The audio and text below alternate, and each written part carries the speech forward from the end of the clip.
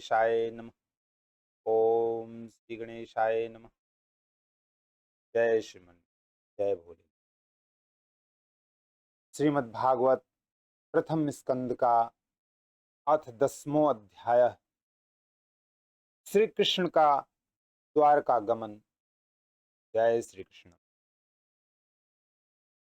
हत्वा स्वरिक्त स्पृथ आततायिनो युधिष्ठिरो धर्मभृतां वरिष्ठः सहानुजय प्रत्यवरुद्वभोजनः। कथं प्रवृत्तः किं कारयसित्वं तः। सौनक जी ने पूछा,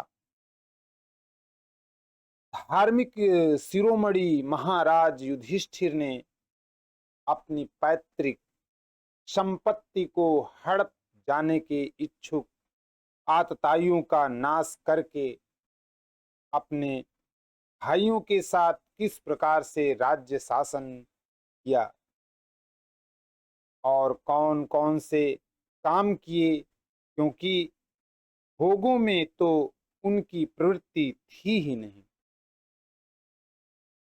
वंशं कुरोर्वसद्वाग्निहीर्तं संरोहयित्वा भवभावनो हरिः निवेशयित्वा निजराज्य ईश्वरो युधिष्ठिरं प्रीतमना बभूवः।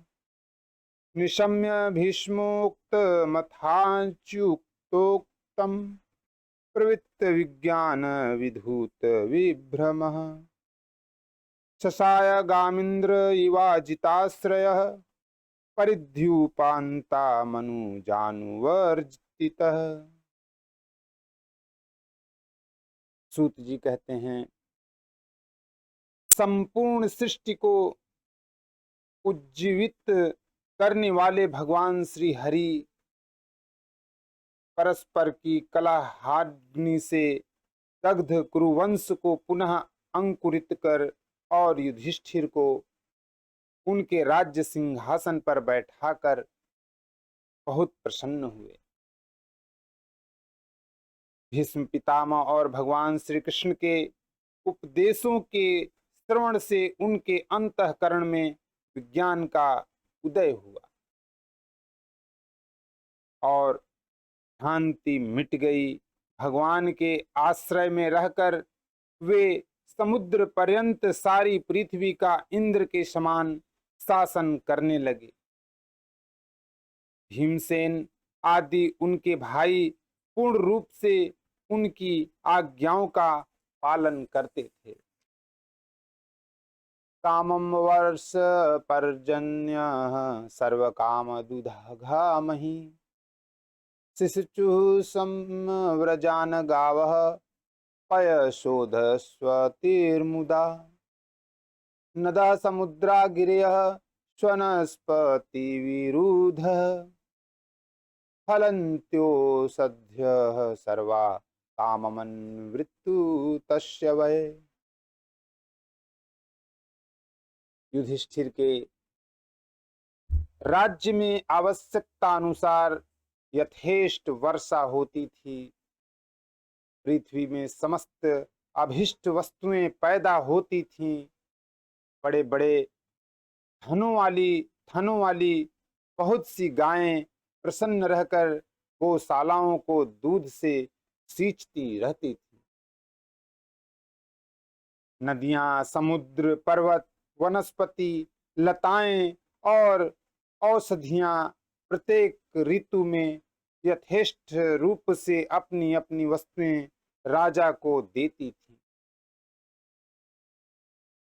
अजात शत्रु महाराज युधिष्ठिर के राज्य में किसी प्राणी को कभी भी आधि व्याधि अथवा दैविक, भौतिक और आत्मिक कलेश नहीं होते थे।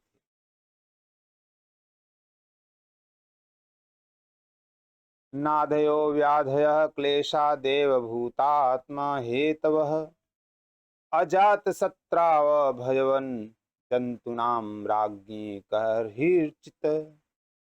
उषित्वा हस्तिनपुरेशमाशान कतिपयान हरिः सुहृदां च किशोकाय स्वसुश्च प्रियकाम्यया आमन्त्र्य चाभ्यनुज्ञातः परिविज्याभिवादतम् आरुरोह रथम कैश्चित् परिविश्वक्तो अभिवादितः। अपने बंधुओं का शोक मिटाने के लिए और अपनी बहन सुभद्रा की प्रसन्नता के लिए भगवान श्री कृष्ण कई महीनों तक हस्तिनापुर में ही रहे। फिर जब उन्होंने राजा युधिष्ठिर से द्वारका जाने की अनुमति मांगी, तब राजा ने उन्हें अपने हृदय से लगाकर स्वीकृति दे दी। भगवान उनको प्रणाम करके रथ पर सवार हुए। कुछ लोगों समान उम्र वालों ने उनका आलिंगन किया और कुछ छोटी उम्र वालों ने प्रणाम किया। सुभद्रा, द्रौपदी, कुंती, विराट तनया तथा गांधारी, धृतराष्ट्रश्च युयुत्सुर्गौतमो यमो वृकोदरश्च धौम्यश्च स्त्रियो मत्स्यसुतादयः न से हिरे विमुह्वान्तो विरहं सांगधन्वन्तः।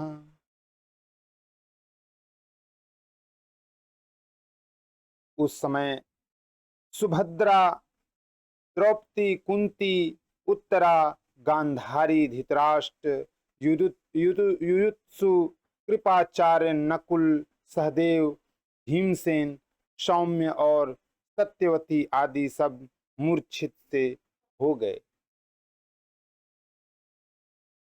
वे सारंगपाणी श्री कृष्ण का विरह नहीं सह सके।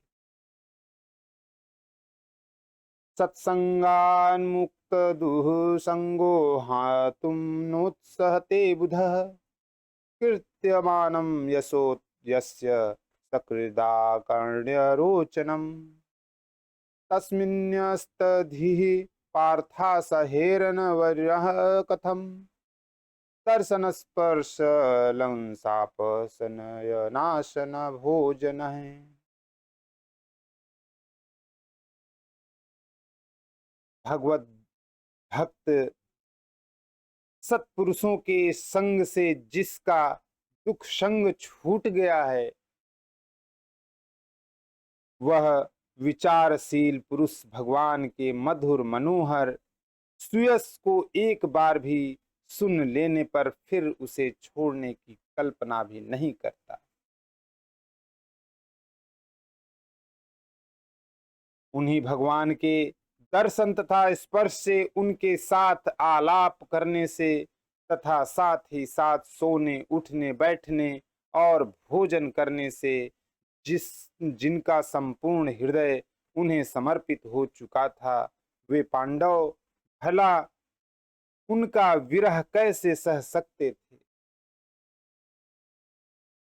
सर्वे ते अनिमिषैरक्षयस्तन मनुद्रुत चेतसः विछन्तः स्नेह संबन्ध्वा विचेलुस्तत्र तत्र न्यरुन्ध नुद्गलद्वाष्मपमौत्मकण्ठ या देवकी सुते निर्यात्य गारान्यो अभद्रमिति स्याद्बान्धव्यस्त्रियः। उनका चित्त द्रवित हो रहा था। वे सब निर्निमेष नेत्रों से भगवान को देखते हुए स्नेह बंधन से बंधकर जहां तहां दौड़ रहे थे। भगवान श्री कृष्ण के घर से चलते समय उनके बंधुओं की स्त्रियों के नेत्र उत्कंठावश उमड़ते हुए आंसुओं से भर आए, परंतु इस भय से कि कहीं यात्रा के समय अशकुन न हो जाए, उन्होंने बड़ी कठिनाई से उन्हें रोक लिया। मृदंग शंख भैर्यश्च वीणा पड़व गोमुखाः धुन्धुर्यानक घंटादा निदुर्दुन्दुभयस्तथा प्रासाद शिखरारूढ़ाः कुरुना नार्यो विदुर्छया स्ववृषु कुसुमय कृष्णं प्रेम व्रीड़ा स्मृते क्षणा। भगवान के प्रस्थान के समय मृदंग शंख भेरी वीणा ढोल नरसिंगे धुंधुरी नगारे घंटे और दुदुम्भियां आदि बाजे बजने लगे। भगवान के दर्शन की लालसा से कुरुवंश की स्त्रियां अटारियों पर चढ़ गईं और प्रेम लज्जा एवं मुस्कान से युक्त चित्तवन से भगवान को देखती हुई उन पर पुष्पों की वर्षा करने लगी। सीतातपत्रं जग्राह मुक्तादाम विभूषितम् रत्नदंड गुड़ाकेशः प्रियः प्रियतमस्यः उद्धव सात्यकीश्चैव व्यजने परमाद्भुते विकीर्यमाणः कुसुमैरेज्ये मधुपतिः पथि। उस समय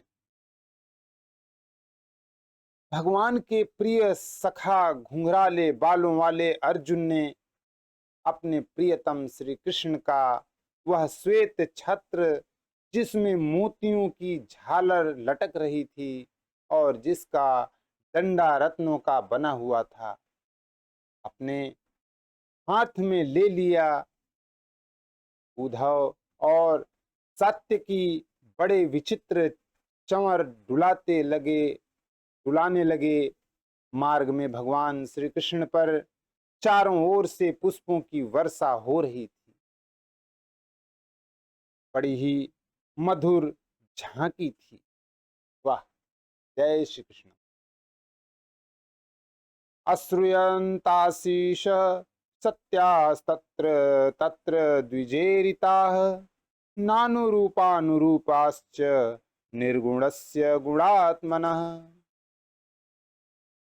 अन्योन्यमासीत संजल्प उत्तम श्लोक चेतसाम कौरवेन्द्र पुरस्त्रीणाम सर्वश्रुति मनोहरः। जहां तहां ब्राह्मणों के दिए हुए सत्य आशीर्वाद सुनाई पड़ रहे थे।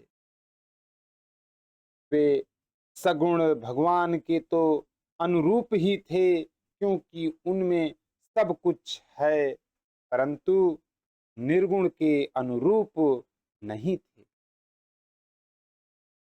क्योंकि उनमें कोई प्राकृतिक गुण नहीं है। हस्तिनापुर की कुलीन रमणियां जिनका चित्त भगवान श्री कृष्ण में रम गया था, आपस में ऐसी बातें कर रही थीं जो सबके कान और मन को आकृष्ट कर रही थी। स वै किलायं पुरुषः पुरातनो य एक आसीद विशेष आत्मनि अग्रे गुणेभ्यो जगदात्मनीश्वरे निमिलितात्मनीषि सुप्त शक्तिषु। वे आपस में कह रही थीं, सखियों, ये वे ही सनातन परम पुरुष हैं जो प्रलय के समय भी अपने अद्वितीय निर्विशेष स्वरूप में स्थित रहते हैं। उस समय सृष्टि के मूल ये तीनों गुण भी नहीं रहते। जगदात्मा ईश्वर में जीव भी लीन हो जाते हैं और महातत्वादि समस्त शक्तियां अपने कारण अव्यक्त में सो जाती हैं। सायवा भूयो निज वीर्य च्युताम स्वजीव मायां प्रकृतिं ते सृष्टतिम अनारूपात्मनि रूपनामनि विदित स मानो अनुसार शास्त्रकृत। उन्होंने ही फिर अपने नाम रूप रहित स्वरूप में नाम रूप के निर्माण की इच्छा की तथा अपनी काल शक्ति से प्रेरित प्रकृति का जो कि उनके अंशभूत जीवों को मोहित कर लेती है और सृष्टि की रचना में प्रवृत्ति रहती है, अनुसरण किया और व्यवहार के लिए वेदादि शास्त्रों की रचना की। स वा अयम यत्पदमत्र सूरयो जितेन्द्रिया निर्जित मातरीश्वनः पश्यन्ति भक्त्युक्कलितामलात्मना नन्वेष सत्वं परिमाष्टुमहर्ति। इस जगत में जिसके स्वरूप का साक्षात्कार जितेंद्रिय योगी अपने प्राणों को वश में करके भक्ति से प्रफुल्लित निर्मल हृदय में किया करते हैं, ये श्री कृष्ण वही साक्षात पर ब्रह्म हैं। वास्तव में इन्हीं की भक्ति से अंतःकरण की पूर्ण शुद्धि हो सकती है, योगादि के द्वारा नहीं। स वा अयं सख्यनुगीत सत्कथो वेदेषु गृहोषु च गृहावादिभिः य एक ईशो जगदात्मलीलया सृजत्यवत्यक्ति न तत्र सज्जते। सखी, वास्तव में ये वही हैं जिनकी सुंदर लीलाओं का गायन वेदों में और दूसरे गोपनीय शास्त्रों में व्यासादि रहस्यवादी ऋषियों ने किया है, जो एक अद्वितीय ईश्वर हैं और अपनी लीला से जगत की सृष्टि पालन तथा संहार करते हैं, परंतु उनमें आसक्त नहीं होते। यदा धर्मेण तमोधियोर्नृपा जीवन्ति तत्रैष हि सत्वतः किल भक्ते भंगम सत्यमृतम दया यशो भवाय रूपाणी दधदुगे युगे। जब तामसी बुद्धि वाले राजा अधर्म से अपना पेट पालने लगते हैं, तब यही सत्व गुण को स्वीकार कर ऐश्वर्य सत्य ऋतु दया और यश प्रकट करते हैं और संसार के कल्याण के लिए युग युग में अनेकों अवतार धारण करते हैं। अहो अलम श्लाघ्यत्म यदोह कुल महो अलम पुण्यतम मधोर्वनम यदेश पुंसाम ऋषभ श्रियः पति स्वजन्मना चंडक्रमणेन चांति।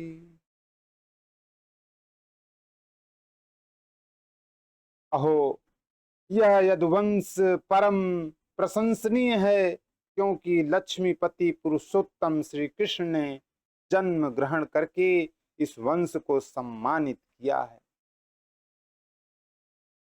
वह पवित्र मधुवन ब्रजमंडल भी अत्यंत धन्य है, जिसे इन्होंने अपने शैशव एवं किशोरावस्था में घूम फिरकर सुशोभित किया है। अहो बत स्वर्य सस्तिरस्करी कुशस्थली पुण्यस्करी भुव पश्यन्ति नित्यं यदनुग्रहेशितं स्मृतावलोकोम स्वपतिं स्म यत् प्रज्ञिजाः।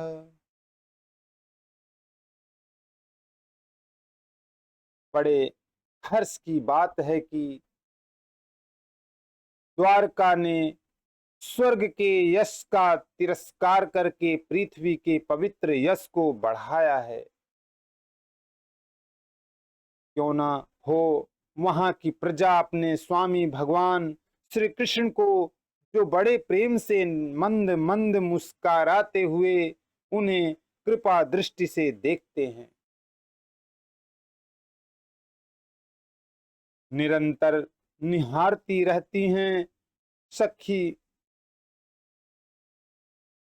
नूनं व्रतस्नानहुता दिनेश्वरः समर्चितो हास्य गृहीत पाणिभिः पिबन्ति या सख्यधरामृतं मुहुः व्रजस्त्रियः सम्मुहुर्यदाशयाः। या वीरशुल्केन हृता स्वयंवरे प्रमथ्य चैद प्रमुखान हि शुष्मिणः प्रद्युम्न सांबाम्ब सुतादयो अपरा याश्चाहृता भौमवधे सहस्रशः।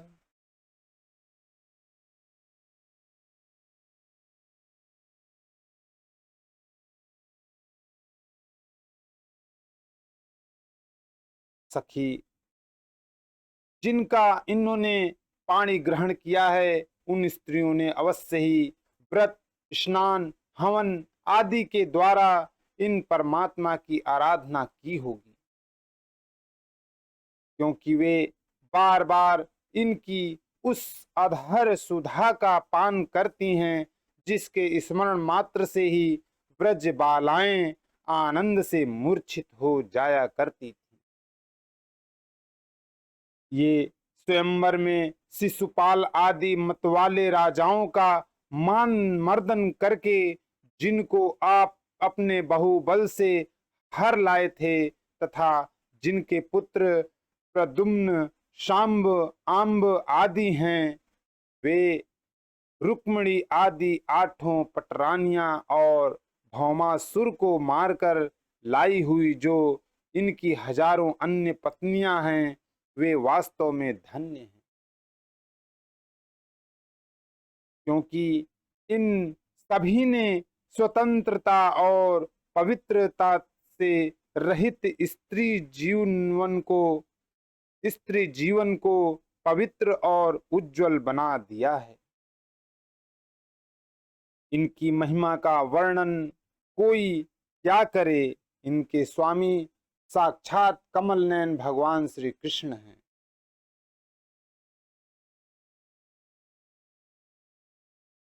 एताः परं स्त्रीत्वमपास्तपेशलं निरस्त शौचं बत साधु कुर्वते यासां गृहात् पुष्करलोचनः पतिः नर्न जात्वपैत्य हृदि स्पृशन।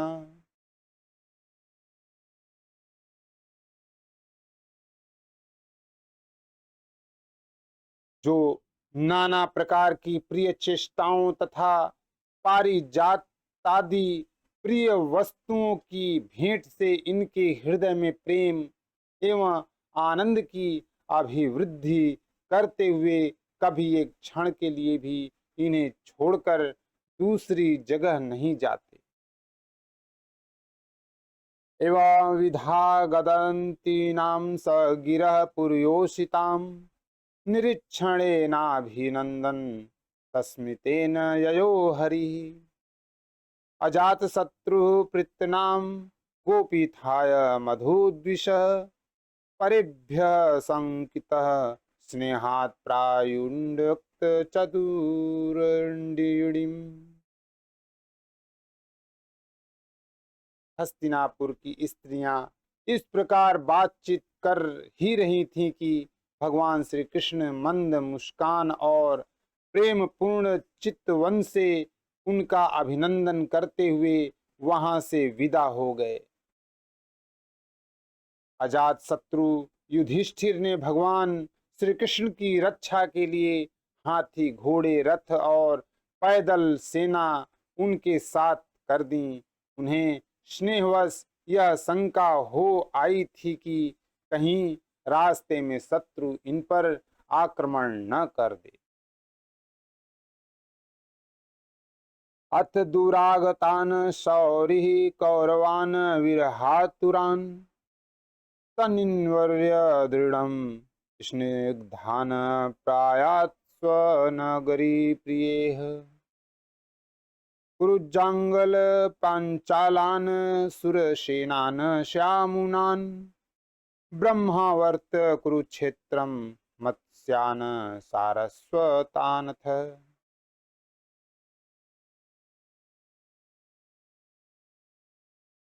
सुदृढ़ प्रेम के कारण कुरुवंशी पांडव भगवान के साथ बहुत दूर तक चले गए।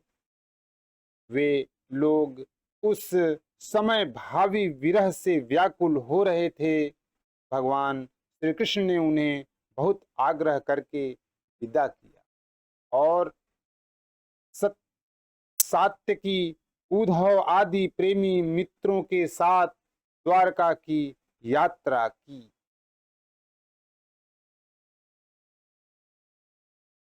सौनक जी वे कुरु, जांगल, पांचाल, सुरसेन, यमुना के तटवर्ती प्रदेश, ब्रह्मावर्त, कुरुक्षेत्र, मत्स्य, सारस्वत और मरुधन्व देश को पार करके सौवीर और आभीर देश के पश्चिम आनर्त देश में आए।